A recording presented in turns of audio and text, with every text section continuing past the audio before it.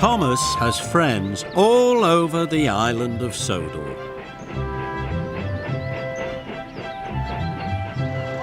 Friends at Brendam Docks. And friends at the farmyards. All of the engines are Thomas's friends, and so are all of the children. There had been an overnight summer storm on the island. The Fat Controller came to Tidmouth Sheds. He looked very serious. "A strong wind has blown down the telephone lines," he said. "Thomas, you must take the engineers to fix the telephone lines, or it will cause confusion and delay," he boomed. "Yes, sir," said Thomas, and he puffed away. Thomas arrived at Brendam Docks.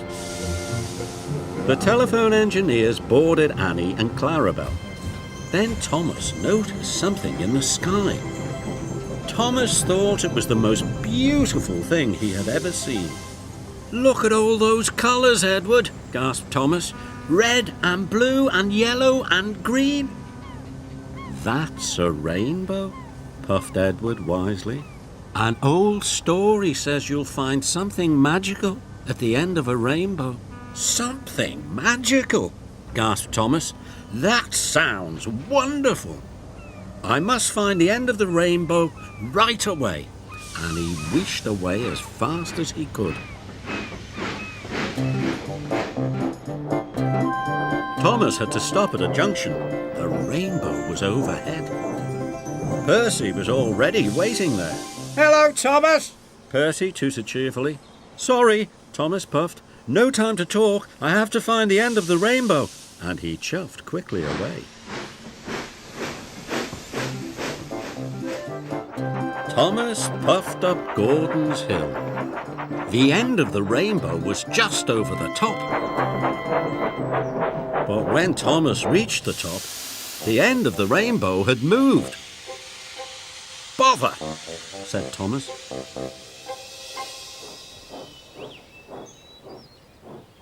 Thomas had to let some engineers off at a bridge.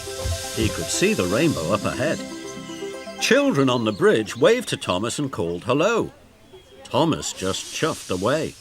"Sorry, no time to talk," he puffed. "I have to find the end of the rainbow." Thomas took the telephone engineers all across the island. Over the hills and through the valleys. All the time he was looking for the end of the rainbow.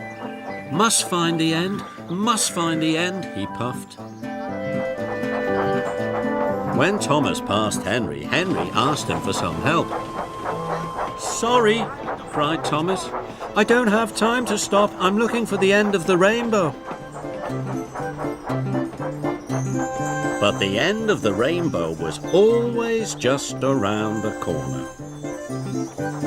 Finally, Thomas passed Toby. "Slow down, Thomas," Toby cried. "There's something ahead on your tracks." But Thomas wasn't listening. He was sure the end of the rainbow was just around the corner. Then there was trouble. Thomas clipped the telegraph pole and they all came off the tracks. Luckily, no one was hurt. "Cinders and ashes," Thomas cried. Thomas was stuck. His driver couldn't phone for help. The telephone lines were still not working. Then Thomas spotted Percy far away. "Help!" cried Thomas. "Percy, help!" And he whistled as loudly as he could. Thomas watched sadly as Percy puffed away. "Percy isn't talking to me because I didn't have time to talk to him," thought Thomas. "I was too busy chasing the end of the rainbow." Thomas knew it was his fault. But Percy had heard Thomas's whistle. He knew Thomas was in trouble and he was hurrying to get help.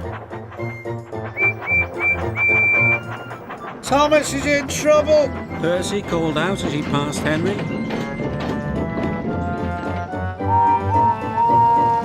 Then Henry told Bertie the bus.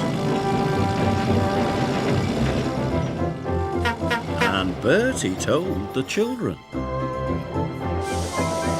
The children told James. James told Harold the helicopter.